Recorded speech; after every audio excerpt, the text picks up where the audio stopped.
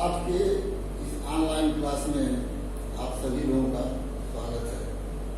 मैं रामदास प्रसाद, प्रवक्ता सामान्य विज्ञान, जिला शिक्षा एवं प्रशिक्षण संस्थान कुशीनगर, DELED 2019 द्वितीय सेमेस्टर के प्रशिक्षुओं को सामाजिक विषय के अंतर्गत आज हम लोग उपभोक्ता जागरूकता के विषय में विस्तार से अध्ययन करेंगे। उपभोक्ता जागरूकता दो शब्द से मिलकर बना हुआ है, उपभोक्ता और जागरूकता। उपभोक्ता जागरूकता को एक साथ समझने से पहले हम इन दो शब्दों पर ध्यान से अध्ययन करें। ये उपभोक्ता और जागरूकता दो अलग अलग शब्द हैं। सबसे पहले हम ये जान लें कि उपभोक्ता क्या होता है, जागरूकता क्या होता है, उसके बाद हम उपभोक्ता जागरूकता की बात करेंगे। अब उपभोक्ता किसको कहते हैं? उपभोक्ता में हम सभी लोग हैं। हम सभी लोग वे लोग हैं जो विभिन्न वस्तुओं और सेवाओं का उपयोग करते हैं या उन्हें उपयोग में लाते हैं। जैसे वस्तुएं कई तरह की होती हैं। कुछ चीजें होती हैं जिसको हम यूज करते हैं तो खत्म हो जाती है, वे उपभोक्ता वस्तुएं कहलाती हैं। जैसे गेहूं हो गया, चावल हो गया, नमक हो गया, चीनी हो गया, या इस तरह की जो भी कंज्यूमेबल चीजें होती हैं उनको हम उपभोक्ता वस्तुओं के नाम से जानते हैं। कुछ चीजें ऐसी होती हैं जिन्हें हम स्थायी वस्तुएं कहते हैं, यानी वो चीज हम खरीद के लाते हैं घर पर तो उसका उपयोग करते हैं, लेकिन वो कंज्यूम नहीं होती हैं, उसका उपयोग हम बहुत दिनों तक करते रहते हैं। जैसे इन अस्थायी वस्तुओं में क्या होती हैं? टीवी होता है, फ्रिज होता है, टोस्टर होता है, मिक्सर ले लिया, गाड़ी खरीद लिया, जो भी चीजें हैं, ये सब चीजें अस्थायी वस्तुएं हैं। इनका उपयोग तो हम करते हैं या उपभोग तो हम करते हैं, लेकिन ये काफी दिनों तक हमारे साथ बनी रहती है। तीसरी बात हम करते हैं, सेवाओं की बात करते हैं। जैसे हम लोग अपने दैनिक जीवन में कुछ सेवाओं का भी उपयोग करते हैं, उन्हें हम क्रय करते हैं। इस तरह से जैसे बिजली हमने खरीद लिया, बिजली का कनेक्शन लिया तो वो मेरा निजी नहीं होता है, हम उसका उपयोग फिर भी करते हैं। इसी तरह से टेलीफोन हो गया या परिवहन सेवाएं हो गई, थिएटर आदि हो गए, जो कि चीजें निजी नहीं होती हैं, फिर भी हम इनको उपयोग करते हैं। इसलिए ये सब चीजें भी उपभोक्ता की श्रेणी में आती हैं। यहाँ ध्यान रखने की बात यह है कि उपभोक्ता जिन वस्तुओं को खरीदता है या उपयोग करता है वो अपने निजी उपयोग के लिए करता है। जो भी चीजें हम लेते हैं, जो भी चीजें हम खरीदते हैं, उसको हम अपने निजी उपयोग के लिए खरीदते हैं, अपने जीवन को जीने के लिए खरीदते हैं। लेकिन इसी कड़ी में जान लीजिए कि यदि कोई फुटकर जाता है, कोई सामान थोक विक्रेता आपके यहाँ से लेके आता है और उसको फिर जाकर के फुटकर दाम में बेचता है, तो क्या उसे भी हम उपभोक्ता कहेंगे? जी नहीं। इस केस में वो उपभोक्ता नहीं कहा जाएगा, क्योंकि वो वस्तु का क्रय पुनः विक्रय के लिए करता है। वो चीजें वहां से लाता है थोक के भाव पर, कुछ प्रॉफिट लेकर के वो फुटकर में बेचता है। क्योंकि वो खुद उपयोग नहीं करता है, इसलिए वो उपभोक्ता नहीं कहलाता है। वो क्रेता और विक्रेता के बीच की कड़ी बनता है, लेकिन वो उपभोक्ता नहीं कहलाता है। इसी तरह से हम अगली बात जागरूकता करेंगे। जागरूकता का मतलब क्या होता है? हम अपने अधिकारों को जाने, अपने जो चीजें हम खरीद रहे हैं उसके विषय में कुछ न कुछ सामान्य जानकारी रखें। इसी तरह अपने अधिकारों का उपयोग करने वाले वस्तुओं के विषय में जब हम सामान्य जानकारी रखते हैं, इसी को हम जागरूकता कहते हैं। अभी जागरूकता को भी 4 श्रेणियों में बांट करके समझ सकते हैं। जैसे जागरूकता हमारी क्या है? जो भी चीज हम खरीद रहे हैं तो क्या वो हमारे लिए सुरक्षित है या नहीं है, कोई पर्यावरण जोखिम तो नहीं है, या उसको हम घर में लाएंगे रखेंगे तो किसी तरह का कोई हानिकारक प्रभाव घर पर न पड़े। तो इस तरह से हम पहले हम सामान की सुरक्षा के विषय में जरूर समझें। वो सामान हम जो खरीद रहे हैं वो क्या मेरे लिए सुरक्षित है या नहीं है। दूसरी बात, हम पसंद की बात करते हैं। जब भी हम मार्केट में जाते हैं या कहीं भी जाते हैं, कोई भी चीज हम खरीदते हैं, तो हमें इतनी जागरूकता जरूर होनी चाहिए। ये सामान जो हम खरीद रहे हैं क्या वो हमारी पसंद का है या नहीं है, अच्छा लगेगा या नहीं लगा है। हर आदमी अपनी पसंद की चीजों को ही खरीदना चाहता है।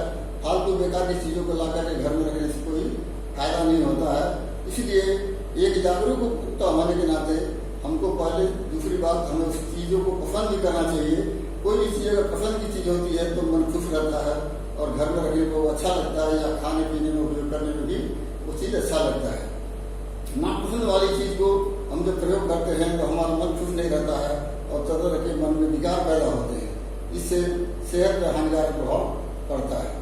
तीसरी बात हम जागरूकता के विषय में करेंगे, जानकारी होना चाहिए। जो भी सामान हम खरीद रहे हैं उसके विषय में कुछ न कुछ हमको सामान्य जानकारी होनी चाहिए। आंख मूंद करके हम कोई सामान नहीं खरीदना चाहिए। हमें ये देखना चाहिए कि जो चीज़ हम खरीद रहे हैं या जो भी हम सामान खरीद रहे हैं क्या वो मेरे लायक है कि नहीं है, या सामान सही है कि नहीं है। जिस चीज़ पर जो सोच करके मैं आया था यहाँ वो सामान खरीदने के लिए, ये सामान वही है, ये उसी मानक पर है या नहीं है। तो ये जागरूक उपभोक्ता को इस चीज़ को भी जानना जरूरी होता है। अगली पॉइंट की हम बात करेंगे कि सुना जाने का अधिकार। एक बात ये भी होता है कि जो भी हम सामान खरीदते हैं कभी कभी हम सामान खराब पा जाते हैं या कोई परेशानी हो जाती है या कोई टूट फूट हो जाती है, जो कि हमारी लापरवाही से नहीं होता है। दुकानदार की तरफ से वो दोषीगर आता है तो हम जब भी उसके पास जाते हैं कहते हैं कि ये सामान आपने मुझे खराब दिया था या इस सामान में टूट फूट थी, हमने ध्यान नहीं किया, तो ऐसा कीजिए इस सामान को आप बदल दीजिए या इस सामान के बदले मुझे सामान दे दीजिए या हमको इसका पैसा दे दीजिए। तो ये सुना जाने का भी अधिकार होना चाहिए। वो आप वही सामान खरीदें, हम वही सामान खरीदें, जिससे हम जाएं किसी के पास तो कम से कम वो विक्रेता हमारी बात को सुने और हमारा हित करे। अब चलते हैं, अब हम बात करते हैं जब हम सामान खरीदने जाते हैं, जब भी किसी दुकान पे जाते हैं तो सामान तो खरीद लेते हैं, लेकिन अक्सर भुगता क्या होता है, बिल लेना कोई जरूरी नहीं समझते हैं। गए सामान खरीदा चलते बने। लेकिन एक जागरूक उपभोक्ता होने के नाते जब भी आप कोई सामान खरीद रहे हैं, बड़े सामान खरीद रहे हैं, तो आप बिल लेना कतई न भूलें। बिल जो होता है वो पक्का बिल लें, क्योंकि ये आप देखिए मेरे पास एक बिल है, ये एस्टीमेट है, ये पक्का बिल नहीं है, ये एस्टीमेट है, लेकिन मैं फिर भी ये आप लोगों को पढ़ाने के उद्देश्य से, दिखाने के उद्देश्य से प्रयोग कर रहा हूँ। जब भी आप पक्का बिल लेंगे तो आप देखेंगे उस पक्के बिल के इस साइड में इस कारण से इस कारण में किसी कारण में उस विक्रेता का टिन नंबर होता है, TIN टिन नंबर होता है, जो कि रजिस्टर्ड नंबर होता है, गवर्नमेंट की तरफ से दिया जाता है। आज के GST नंबर भी इस पर लिखा रहता है। तो GST नंबर और टिन नंबर जिस बिल के ऊपर लिखा हुआ है तो आप समझ जाए कि वो बिल जो है ओरिजिनल बिल है, मूल बिल है। दुकानदार कोशिश हमेशा यही करता है कि मैं मूल बिल किसी क्रेता को न दूं।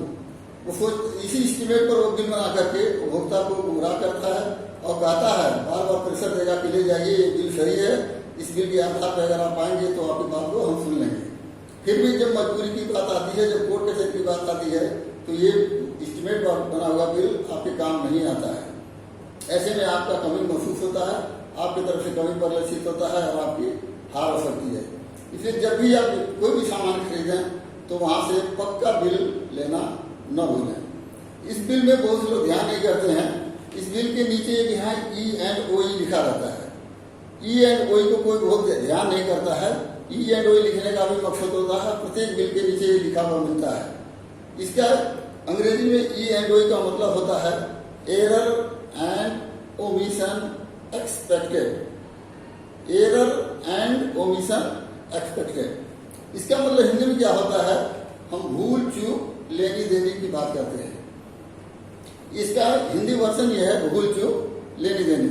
इसका मतलब इसके साथ दुकानदार आपके साथ एक समझौता करता है कि अगर मैंने कोई कम सामान आपको दिया है या आपने क्या सामान कोई ज्यादा पैसा मैंने ले लिया है तो ये भूल चूक की कैटेगरी में आएगा और वो हमारे आपके बीच का समझौता है, हम आपस में इसको सेटलमेंट कर लेंगे। तो इसलिए ये सब लिखा रहता है, ये सब चीजें आपकी सुरक्षा के लिए होती हैं। मेरे कहने का मूल उद्देश्य यही है कि जब भी आप सामान खरीदें, जब भी आप दुकान पर जाएं तो दुकानदार से पक्का बिल लेना न भूलें। अब हम उपभोक्ता और जागरूकता को अलग अलग समझने के बाद में अब उपभोक्ता जागरूकता को हम लोग तो ये मेन टॉपिक है, इसके विषय में हम लोग डिटेल से जानेंगे कि आखिर दोनों शब्दों को मिलाकर के क्या बनता है। उपभोक्ता जागरूकता क्या होता है? उपभोक्ता जब भी किसी सामान को खरीदता है तो उसकी गुणवत्ता के विषय में सामान्य जानकारी रखता है, या उसे मालूम होना चाहिए कि वो चीज जो खरीद रहा है वो अपने सेहत के लिए अच्छी है या नहीं है, या जो सामान है वो पर्यावरण जोखिम बात पैदा करने से मुक्त है या नहीं है, या जो भी सामान हम खरीद रहे हैं उसका व्यापक प्रचार प्रसार विज्ञापन हुआ है या नहीं हुआ है। विज्ञापन और प्रचार प्रसार आप लोग जानते हैं, समाचार पत्र के माध्यम से होता है, टीवी के माध्यम से होता है, रेडियो के माध्यम से होता है। अगर उपभोक्ता जागरूकता को हम इस एक सेंटेंस के रूप में ये कहेंगे कि उपभोक्ता द्वारा खरीदी गई वस्तु की उसकी गुणवत्ता के विषय में जानकारी, जैसे उपभोक्ता को मालूम होना चाहिए कि वस्तु स्वास्थ्य के लिए अच्छी है या नहीं, अथवा उत्पाद पर्यावरण जोखिम आदि पैदा करने से मुक्त है या नहीं, जो सामान खरीद रहे हैं उसका प्रचार प्रसार या विज्ञापन हुआ है कि नहीं। ये प्रचार प्रसार और विज्ञापन समाचार पत्रों के माध्यम से हो सकता है, टीवी के माध्यम से हो सकता है, रेडियो के माध्यम से हो सकता है।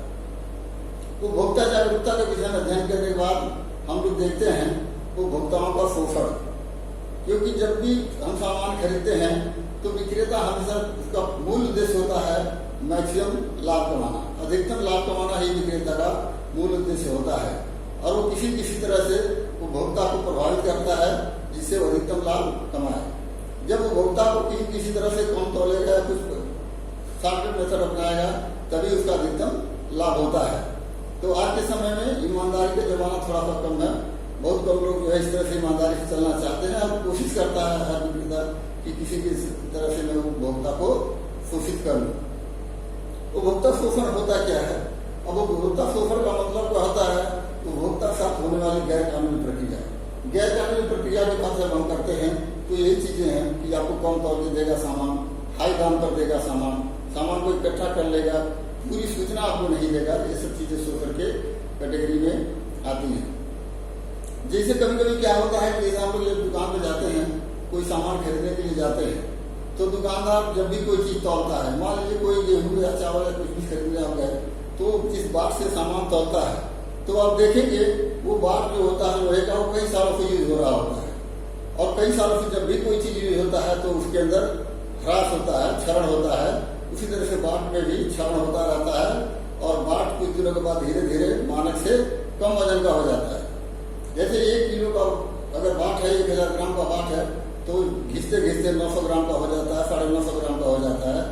लेकिन दुकानदार तो कहेगा कि 1 किलोग्राम का बाट है, और इसी बाट से वो पता नहीं कितने लोगों को सामान तोड़ के देना रहता है, और इस तरह से जो थोड़ा कम सामान आपको तोड़ के दे रहा है वो उसका तो प्रॉफिट हो रहा है, लेकिन आपका शोषण होता रहता है।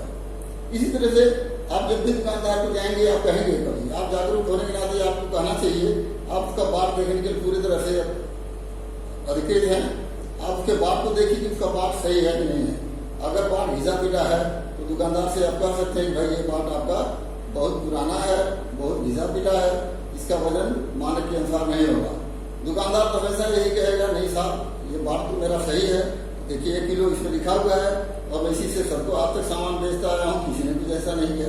तो किसी ने कुछ ऐसा नहीं किया, इसका मतलब थोड़ा कि सभी लोग एक ही तरह से हैं। कुछ न कुछ लोग तो जागरूक बनेंगे, सभी लोग एक जैसे हो जाएंगे तो वो हमको हमेशा शोषण में लगा रहेगा और करता ही रहेगा। किसी को आगे आना पड़ेगा इसके लिए, और इस शोषण से बचने के लिए मुहिम चलानी पड़ेगी, प्रयास करना पड़ेगा कि उसका बाट जो है तौलने का वो प्रॉपर है कि नहीं, मानक के अनुसार है कि नहीं। अब आप कैसे जानेंगे कि वो बाट उसका जो तौल रहा है जिससे वो घिस पीट तो गया है, लेकिन वो पूरे वजन का है कि नहीं, मानक के अनुसार है कि नहीं। तो आप जब भी दुकान पर जाएं उसके बाट को उठाएं और उस बाट को देखें। लोहे के बाट में ये पीछे एक छेद बना रहता है, यहाँ देखेंगे पीछे एक छेद बना रहता है, इस तरफ उसका वजन वगैरह लिखा रहता है, लेकिन ये जो छेद बना रहता है, इसी छेद में विधि माप विज्ञान वाले, बाट माप विज्ञान वाले आते हैं, और वो इस बाट को अपने आदर्श तुला से तौलते हैं। उनके पास एक आदर्श तुला होता है जिससे वो बाट को मिला करके तौलते हैं, और उनको पता चलता है कि ये मानक के अनुसार है या नहीं है। अगर ये बाट मानक के अनुसार है नहीं, वजन में कम है, तो इसके उस होल वाले पोर्शन में क्या करते हैं, रांगा की जाता है, रांगा जो उसमें भर देते हैं, और उसको मानक के अनुसार तौल के वजन बराबर करने के बाद उसको स्टैम्प करते हैं। वो बाट माप प्रणाली का एक स्टैम्प होता है, जिसको स्टैम्प जब उसके ऊपर करते हैं तो उसमें उसका दिनांक और साल भी लिखा हुआ आता है। कहने का मतलब ये है कि आप हर साल इस बाट का जो है नियमता ये होना चाहिए कि बाट माप विभाग से इसकी जांच होनी चाहिए, और वो उसका स्टैम्प लगा होना चाहिए। तभी आप समझ सकते हैं, तभी आप मान सकते हैं कि ये बाट मानक के अनुसार है। अगर कोई दुकानदार जबरदस्ती करता है तो आप कह सकते हैं उसको कि मैं इस बाट को ले जाऊंगा, बाट माप विभाग के पास ले जाऊंगा, अगर गलत निकला तो आपको जुर्माना लग सकता है। ऐसी केस में दुकानदार तुरंत सजग हो जाएगा और अपने एडिशनल की बात करने लगेगा।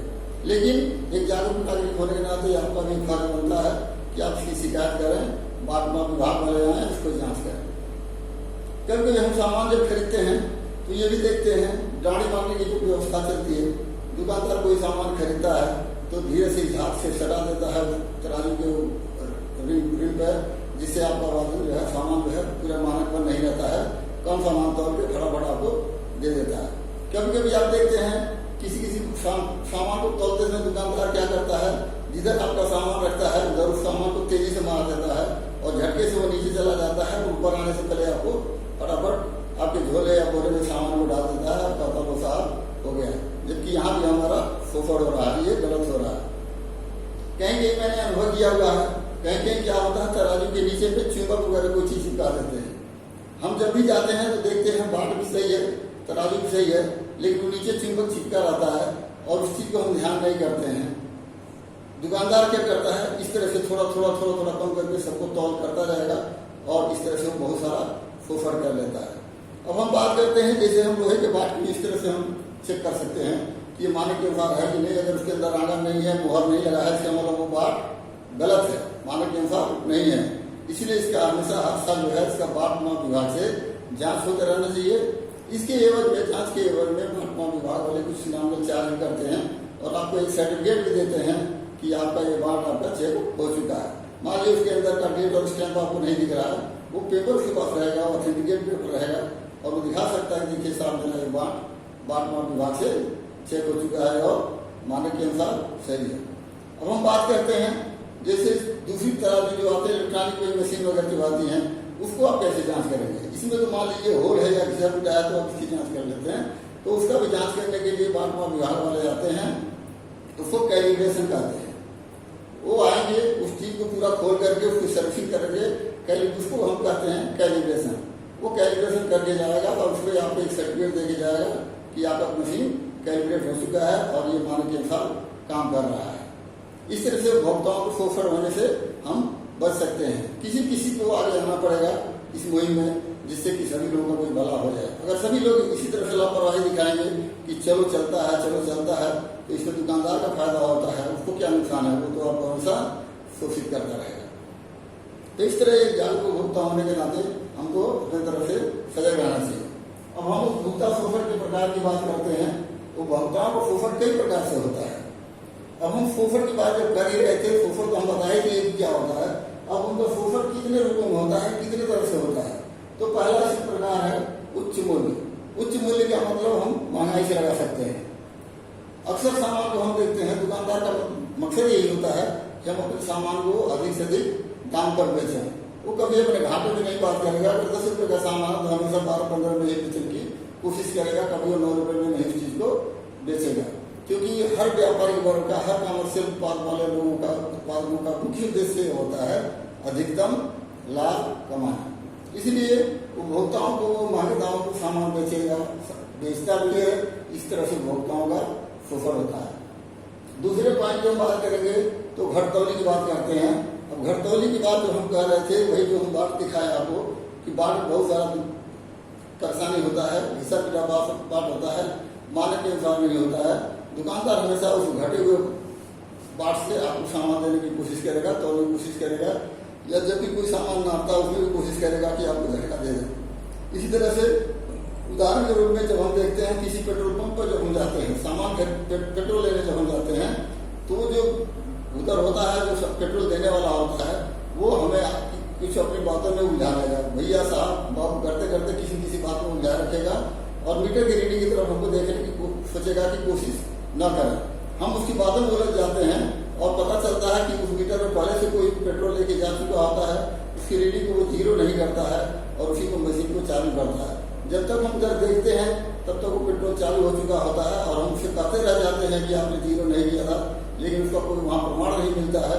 इस तरह हम उसको कोई क्लेम नहीं कर सकते हैं और वो हम उस घटतौली का शिकार हो जाते हैं।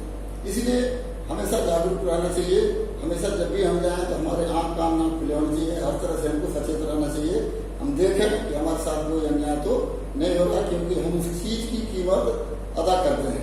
जब हम उस चीज की पूरी कीमत अदा करते हैं तो हमको भी पूरी चीज लेने का अधिकार है। इसलिए हमें ध्यान करना चाहिए। अगले पॉइंट की बात हम करेंगे उपमानक गुणवत्ता। उपमानक गुणवत्ता का मतलब क्या होता है? सब स्टैंडर्ड चीजें। सब स्टैंडर्ड चीजें का मतलब होता है आजकल डुप्लीकेसी का जमाना हो गया है, हर सामान का डुप्लीकेट बनने लग गया है। तो हर दुकानदार, हर व्यापारी सोचता है अधिकतम लाभ कमाने के लिए कुछ दिनों तक ओरिजिनल चीजें बेचेगा और फिर लाकर के कुछ डुप्लीकेट चीजों को लाकर बेच देता है। इस तरह से वो अधिक से अधिक लाभ कमाता है, क्योंकि ओरिजिनल चीजों के दाम फिक्स होते हैं, उसमें कोई गड़बड़ नहीं होता है, उसी प्रॉपर रेट पर आपको बेचना भी पड़ता है। लेकिन डुप्लीकेट सामान जब आप लाएंगे तो दिखने में तो सामान वही दिखेगा, लेकिन उसका उतना मानक नहीं होता है और हम धोखा खा जाते हैं और हम वही चीज समझ करके उसको खरीद लेते हैं और इस तरह से हम ठगे जाते हैं। अगले पॉइंट की बात हम करेंगे मिश्रित तथा अशुद्ध उत्पाद। मिश्रित तथा अशुद्ध उत्पाद का मतलब क्या होता है? मिलावट करना। मिलावट सब लोग जानते होंगे, आजकल हर चीज में मिलावट का जमाना चल रहा है। अधिकतर चीजें जो है मिलावट से बनी हुई चीजें मिलती हैं, जो कि हमारी सेहत के लिए भी हानि पहुंचाती हैं। मिलावट का मतलब आप लोग बहुत ज्यादा समझाने की जरूरत नहीं है। जैसे आजकल दूध में मिलावट होता है, मसाले में मिलावट हो रहा है, दाल में मिलावट होता है, बेसन में, मतलब हर चीजों में व्यापारी हमेशा सोचता है कि कुछ चीजें मिला करके हम अधिकतम लाभ कमाएं।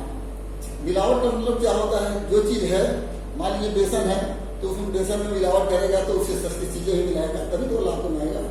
इसीलिए बेसन में, चने का बेसन है तो उसमें मक्की का आटा मिला देगा या मटर का आटा मिला देगा या नॉर्मल आटा मिला देगा, कुछ न कुछ थोड़ा थोड़ा मिला देगा तो वो उसी दाम पर बेच करके अधिकतम लाभ कमाता है। तो इस तरह से भी हमारा शोषण होता है कि मिलावट वाली चीजें हम खरीद लेते हैं। अगले पॉइंट की बात करेंगे, अनुचित सूचना की बात हम करते हैं।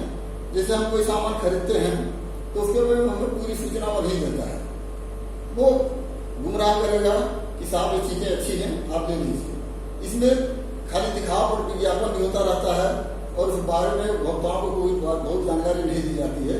दिखाव और विज्ञापन का मतलब क्या होता है कि जब भी इस चीज का प्रचार प्रसार होता है विज्ञापन के माध्यम से, तो इतना बढ़ा चढ़ा के कर दिया जाता है कि उपभोक्ता कंफ्यूज हो जाता है, गुमराह हो जाता है कि ये सामान खरा है कि नहीं है, और हम विश्वास कर लेते हैं कि नहीं यार इतना विज्ञापन जब हो रहा है तो इसका मतलब ये सामान बहुत अच्छा है, और उस चक्कर में हम उसको खरीद लेते हैं और बाद में ठगे महसूस किए जाते हैं। अगली बात करेंगे बिना किसी मानक सुरक्षा के। मानक का अभाव होता है। कोई भी सामान हम खरीदते हैं तो हमें देखना चाहिए कि उस मानक पर है कि नहीं। मानक की भी शुद्धता पर देखते हैं कि शुद्ध है कि नहीं है। वो सामान हम खरीद रहे हैं तो सुरक्षा की दृष्टि से सही है कि नहीं है, हम उसको लाएंगे, घर में यूज करेंगे या हम खाएंगे या रखेंगे तो वो हमारे लिए सुरक्षित है कि नहीं है, इस चीज का भी हमको ध्यान रखना चाहिए। जबकि उपभोक्ता को हमेशा दुकानदार शोषित करने की कोशिश करता है, सबके घटिया गुणवत्ता और वस्तु निर्भर करता है। वो गुणवत्ता की बात नहीं करेगा, आपको घटिया चीजों को बेचने की कोशिश करेगा, घटिया चीजों से वस्तुओं को बनाएगा और सोचेगा इसको हम बेच करके सब स्टैंडर्ड चीजों को बेच करके अधिकतम लाभ कमाना। इस तरह से भी हमारा शोषण होता है। अगली बात हम करेंगे बिक्री के बाद सेवा में कमी होता है। जैसे कभी कभी क्या होता है, दुकानदार सामान तो बेच देता है, लेकिन उसके बाद अगर आप जाएंगे और शिकायत करेंगे कि भाई ये सामान तो हम ले गए थे लेकिन ये उसी स्टैंडर्ड का नहीं है या वैसी सर्विस नहीं दे रहा जैसी आपने हमको बताया था। इसका मतलब क्या होता है, जब हम जाएंगे तो दुकान कोई गारंटी वारंटी तो आपको दिया नहीं रहता है। आप गए सामान खरीदे, प्रॉपर बिल लिए नहीं, लेके चले जाएंगे विश्वास के ऊपर में, और बाद में आपको कोई कमी दिखाई देती है, आप जाते दुकानदार के पास तो वो कहेगा कि भाई मैंने कहा था, इस बिल के अंदर लिखा रहता है नीचे, कभी कभी जो EMI मैं बताया उसके नीचे लिखा रहता है बिका माल वापस नहीं होगा। अब वो दुकानदार दिखाएगा बार बार कि देखिए आपने इस पर हमने लिखा हुआ है, आपने नहीं ध्यान दिया तो मेरा कोई दोष नहीं है, मैंने तो लिखा था कि बिका माल वापस नहीं होगा। इस तरह से हम ठगे जाते हैं, वो हमको सेवा नहीं देता है और हम जो चीज लाते हैं उसको मजबूरन उपयोग में करना पड़ता है। बची कुछ चीजें, जैसे कुछ चीजें यूज करने के बाद हमको पता चलता है, उसके बाद बची कुछ चीजें भी या तो उपयोग करिए या तो फेंक दीजिए, या आपके ऊपर निर्भर करता है। दुकानदार के साथ कोई आपके साथ समझौता करने के लिए राजी नहीं होता है। अब अगली बात हम करेंगे झूठे दावे। झूठे दावे क्या होते हैं? वही विज्ञापनों से बड़ी बड़ी बातें करना कि ये उत्पाद बहुत अच्छा है, जैसे तुलनात्मक ढंग से अध्ययन करें। किसी भी आइटम का जब प्रसार टीवी के माध्यम से होता है, या मान लीजिए कोई शर्ट का प्रचार हो रहा है या कोई भी कमोडिटी का प्रचार हो रहा है, तो तुलनात्मक प्रचार होता है। हर उत्पादक अपनी चीजों को श्रेष्ठ बनाने के लिए दावा करता है, बड़ी बड़ी बातें करता है कि मेरा सामान उसकी तुलना में बहुत श्रेष्ठ है, जबकि इसका कोई मानक क्षेत्र तो होता नहीं है। हम उस चीज को देख करके बड़ी बड़ी बातों में उलझ जाते हैं और सोचते हैं कि नहीं विज्ञापन जो कहा था ये सही कह रहा है, और इस तरह से हम जाकर के उस सामान को खरीद लेते हैं और इस तरह से हम शोषित हो जाते हैं, हमारे साथ अन्याय होता है और हम ठगे जाते हैं। अगली बात हम करते हैं संचय और कालाबाजारी की बात करते हैं। संचय और कालाबाजारी तो सभी लोग समझते हैं। कब संचय का मतलब होता है कि बहुत सारी चीज एक ही सामान को बहुत सारे ढेर में एक जगह में इकट्ठा कर लेना। कालाबाजारी जो हुई है इसको इंग्लिश में होर्डिंग भी कहते हैं। होर्डिंग का मतलब क्या होता है कि जो बड़े बड़े आड़ती या व्यापारी हैं किसी भी सामान को मार्केट से खरीद लेते हैं और वो अपने यहाँ पर स्टॉक कर लेते हैं। मार्केट से खरीदने के बाद अपने यहाँ इकट्ठा कर लेते हैं और उसको मार्केट में वापस आने नहीं देते हैं। इससे क्या होता है कि मार्केट में उस सामान की कमी हो जाती है, और जब कमी हो जाती है तो नेचुरल वो सामान ऊंचे दामों पर बिकना शुरू हो जाएगा। ऐसी केस में जब सामानों के दाम बढ़ जाते हैं तब वही व्यापारी क्या होता है कि अपने सामान को धीरे धीरे मार्केट में बाहर लाता है और अधिक लाभ कमाने की कोशिश करता है। कालाबाजारी का मतलब ये हुआ, होर्डिंग का मतलब ये हुआ कि अधिक लाभ पाने के उद्देश्य से सामानों का इकट्ठा कर लेना। अगली बात हम करेंगे, कभी हम जाते हैं तो उसका रूखा व्यवहार और परिस्थिति की बात हम करते हैं। जब भी हम कभी जाते हैं दुकान पर तो दुकानदार का व्यवहार अच्छा नहीं होता है। हालांकि दुकानदार के लिए ग्राहक भगवान का रूप होता है, फिर भी कुछ दुकानदार ऐसे होते हैं जिनके व्यवहार अच्छे नहीं होते हैं। कोई सामान आप खरीदने जाएंगे, कभी आप कहेंगे भाई ये सामान आपका तो सही नहीं लग रहा है, या ये सामान अच्छा नहीं है, या ये सामान मानक के अनुसार नहीं है। जब आप उसकी कमी को बताएंगे तो उसका व्यवहार और बर्ताव चेंज हो जाता है।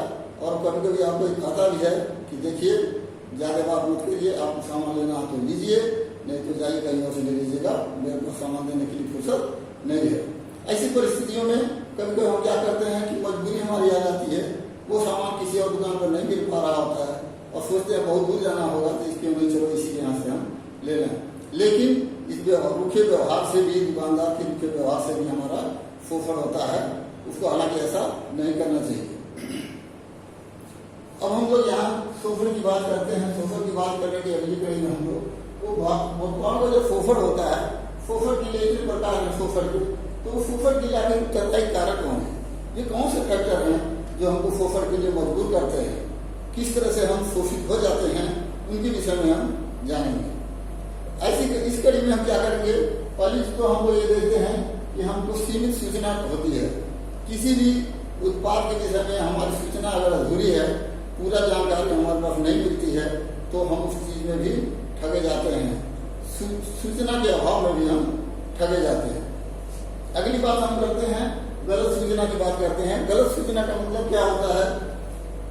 अब वही चीज विज्ञापन के माध्यम से उस चीज को बड़े बड़े दावे करके, बड़े बड़े विज्ञापन करके, उसकी बढ़ाई करके उत्पाद को मार्केट में लाना होता है। इस तरह की गलत सूचना जो मिलती है जिससे हम प्रभावित हो जाते हैं कि नहीं ये उत्पाद की बराबरी कर रहा है, बढ़ाई कर रहा है, इससे हमारा उत्पाद सही है, लेकिन वो उतना खरा नहीं करता है, मानक को नहीं करता है। इस तरह से गलत सूचना के अभाव में भी हम शोषित हो जाते हैं। और ये फैक्टर हमारे लिए बहुत सारा प्रभावित करता है कि गलत सूचना के अभाव में हम शोषित हो जाते हैं। अगली बात हम करेंगे आपूर्ति की कमी। आपूर्ति की कमी से क्या होता है? जैसे कोई सामान मार्केट में कम मात्रा में आ रहा है, कम जगहों पर आ रहा है, और हमारे लिए वो नेसेसिटी है कि हम सामान को खरीदें, बिना उसके मेरा काम नहीं चलता है। तो ऐसी स्थिति में हम क्या करते हैं, जाते हैं सामान को खरीदने के लिए, और जिस किसी भी दाम पर वो बेचता है हम उसको खरीदने के लिए मजबूर हो जाते हैं। ऐसे में उपभोक्ता क्या करता है, वो भोक्ता जाता है, सामान की बात करता है, पूछता है, लेकिन दुकानदार समझता है, विक्रेता समझता है कि आए हैं तो इनकी मजबूरी है, इस सामान को ले ही जाएंगे, इसलिए उस सामान को ऊंचे दामों पर बेचता है। जानता है कि सामान कहीं और नहीं मिलेगा, ये दुकानदार के यहाँ से एक खरीदा सामान जरूर करके ले जाएगा। इस तरह से आपूर्ति की जब कमी हो जाती है किसी सामान की, तो वो सामान महंगे दामों पर दुकानदार बेच करके हमको ठगता है। इस तरह से हमारा शोषण करता है। अगली बात हम करेंगे सीमित प्रतिस्पर्धा। जैसे किसी सामान को बेचने के लिए कंपटीशन नहीं होता है। मार्केट में कंपटीशन है तो चीजें सस्ती बिकती है। कंपटीशन अगर नहीं है तो इसका मतलब वो सामान कुछ ही लिमिटेड लोगों के पास है, और वो लिमिटेड लोगों के पास जो सामान होता है वो महंगे दामों पर बिकता है। मार्केट में अगर कंपटीशन है तो चीजें सस्ती बिकती हैं। इसलिए उपभोक्ता को हमेशा प्रयास करना चाहिए कि ऐसी प्रतिस्पर्धा के जमाने में भी, समय में भी अपने को एडजस्ट करते हुए उन्हीं चीजों को और उतनी मात्रा में खरीदे जिससे उसका काम चल जाए। जब सामान सस्ता होगा कंपटीशन में जब नीचे आएगा तब आप खरीदिए और उपभोग करिए। अननेसेसरी पैसा बर्बाद करने से कोई फायदा नहीं होता। अगली बात हम करेंगे उपभोक्ता की ज्ञानता और निरक्षरता। अधिकतर उपभोक्ता गांव के साइड के आध्यात्मिक साइड में लोग कम पढ़े लिखे होते हैं या उनको बहुत सारा जनरल बात जानकारी नहीं होती है, अज्ञान होती है और निरक्षर होते हैं। सामान की कीमत को पढ़ भी नहीं पाते हैं। दुकानदार जितना जिसे समझाता है हम उसी के प्रभाव में आ जाते हैं और सामान को हम लोग खरीद लेते हैं।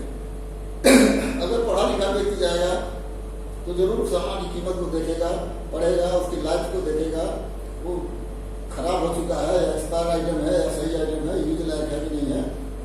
लेकिन इसमें बहुत कम लोग ध्यान करते हैं। अक्सर ग्रामीण क्षेत्र में लोग ज्ञान की कमी के कारण, क्षमता की कमी के कारण इस तरह से ठगे जाते हैं और ये उपभोक्ता शोषण के लिए उत्तरदायी कारक में गिना जाता है। अब हम उपभोक्ताओं के शोषण, उपभोक्ताओं के उत्तरदायी कारक की बात कर लिए तो आखिर हमारा शोषण तो होता रहेगा। तो कब तक शोषण होता रहेगा? आखिर हमारे भी तो कुछ अधिकार होने चाहिए। इन शोषण से बचने के लिए हमको सजग होना पड़ेगा, जागरूक होना पड़ेगा। तो हम कब इस चीज से निवृत्त होंगे? इस चीजों को जानने के लिए हमको कुछ अधिकार मिले हुए हैं और उन अधिकारों को हर उपभोक्ता को जानना चाहिए।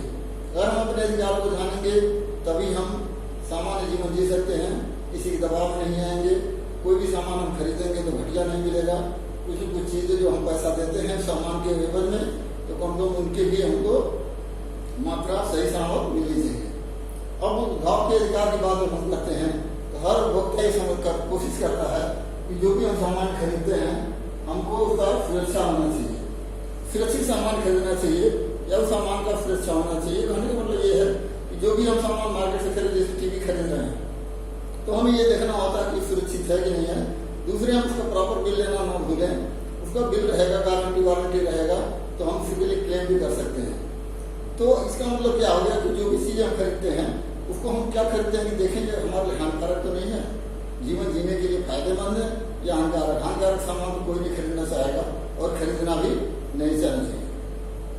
जो भी सामान और सेवाएं बिक्री के लिए जा रही हैं या बिक रही हैं उसमें ये देखना चाहिए कि सामान सुरक्षित है कि नहीं। अगले पॉइंट की बात हम लोग करेंगे सूचना का अधिकार। ये सूचना का अधिकार का मतलब क्या होता है कि जो भी सामान हम खरीदते हैं हमको पूरी तरह से उसके विषय में सूचना मिलनी चाहिए कि वो गुणवत्ता में सही है कि नहीं है, मात्रा में सही है कि नहीं है, क्षमता उसकी है कि नहीं है, शुद्धता है कि नहीं है, उसका स्तर क्या है और मूल्य आदि ये सब जानने का अधिकार सूचना के अधिकार के तहत आता है। और हर जागरूक उपभोक्ता को इतना तो सूचना जरूर रखनी चाहिए और जानना चाहिए कि ये चीजें जो भी हम खरीद रहे हैं, जो भी वस्तुएं खरीद रहे हैं, जो भी सेवाएं हम ले रहे हैं वो मानक के अनुसार हैं कि नहीं। अब अगली बात हम करेंगे चयन का अधिकार। चयन क्या होता है? सिलेक्शन। चयन का मतलब क्या होता है कि कोई भी सामान एक जगह ढेर सारी क्वांटिटी में पड़ा हुआ है और उसमें से हम चुनने का अधिकार रखते हैं। हर व्यक्ति, एक सामान्य अवधारणा है, हर व्यक्ति कहीं भी जो सामान खरीदना चाहता है तो उसके एवज में जो पैसा देता है तो उसको इतना अधिकार तो जरूर है कि इतनी होर्डिंग के बीच से मैं अपने पसंद की चीजों को चुन सकूं। ये अधिकार जरूर उपभोक्ताओं को मिलना चाहिए और उसको अच्छा लगता है, पसंद है तभी उसे खरीदना चाहिए। अन्यथा नापसंद वाली चीजों को खरीद करके घर पर रखने से कोई फायदा नहीं होता है और वो घर के लिए भी हानिकारक होते हैं। इसलिए जब भी हम जाएं, जब भी किसी दुकान पर जाएं तो हमको इतना अधिकार तो जरूर मिलना चाहिए कि हम अपनी पसंद की चीजों को चुन सकें और जो अच्छा लगे हम उसी को खरीद सकें। अगले पॉइंट की बात हम करेंगे सुनवाई का अधिकार। सुनवाई का मतलब प्रतिनिधित्व हो गया। सुनवाई का अधिकार क्या हो गया? जब भी हम जाएं किसी सामान को खरीदें तो ये भी सोच लें कि हम इस सामान को खरीद रहे हैं तो क्या हम इससे जब सामान घटिया निकले या खराब निकले या कोई इसके अंदर फाल्ट आ जाए तो क्या इसको मैं कहीं किसी चीज में क्लेम कर सकता हूँ, नहीं कर सकता हूँ, कहीं जा सकता हूँ, नहीं जा सकता हूँ। इसलिए उपभोक्ता के विचारों को जानना, अदालती कार्रवाई में उपभोक्ता के पक्ष को सुना जाना, इस सब चीजों का भी अधिकार उपभोक्ता को मिलना चाहिए। उपभोक्ता को इतना जरूर पावर मिलना चाहिए कि जब भी हम इस सामान के विषय में क्लेम करें, उपभोक्ता अदालत हम जाए तो मेरा पक्ष भी सुनने का अधिकार मुझे मिलना चाहिए। मैं वहाँ बता सकूँ कि ये सामान मैंने यहाँ से खरीदा था और ये सामान हमको मानक के अनुसार नहीं मिला, इसलिए मेरा पक्ष को सुना जाए। अगले पॉइंट की बात हम करते हैं निवारण का अधिकार।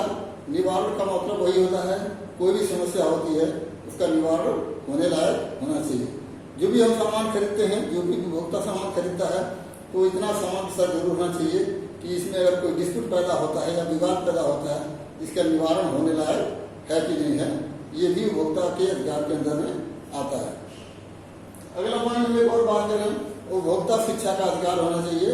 हर उपभोक्ता को शिक्षित होना चाहिए। शिक्षित होना सबसे जरूरी बात है।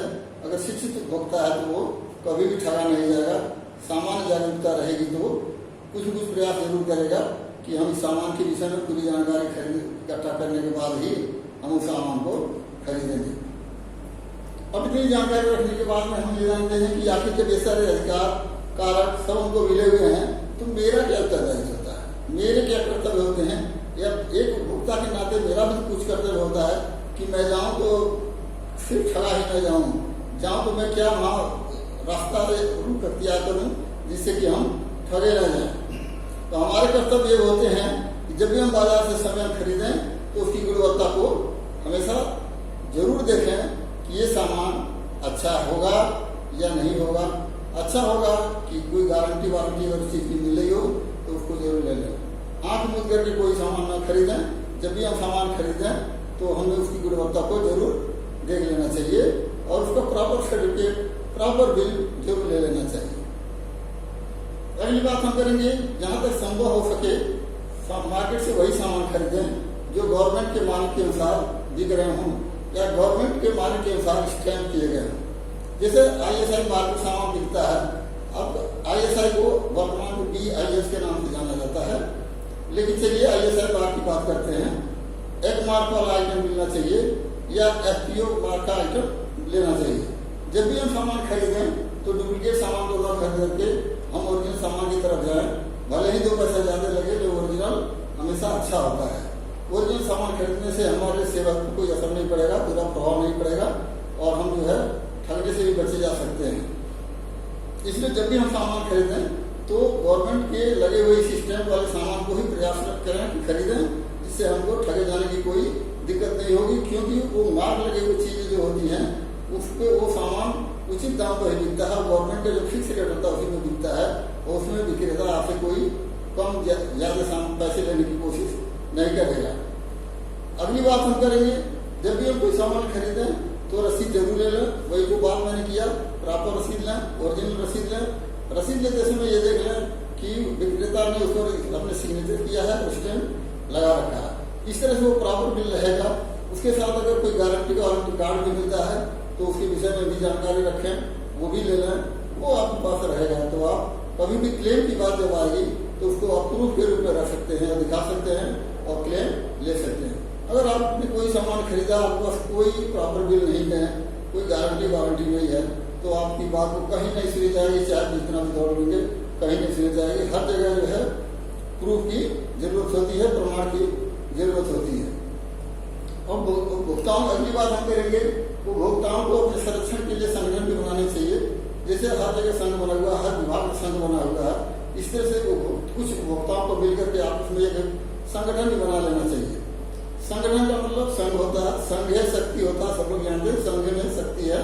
तो जब आप संगठित रहेंगे तो दुकानदार भी डरेगा, मार्केट के लोग प्रभावित रहेंगे कि ये सब इकट्ठा आएंगे तो हमारी तकलीफ हो जाएगी, इसलिए आपसे वो डरेगा। और डरने का मतलब छोड़ दीजिए, अगर आपका संगठन मजबूत है तो आप, अगर दुकानदार नहीं आपकी बात को समझता है तो उससे आप चुप नहीं रहिए, आप जाकर के आगे क्लेम कर सकते हैं, अपनी उपभोक्ता संरक्षण के विषय में मांग कर सकते हैं।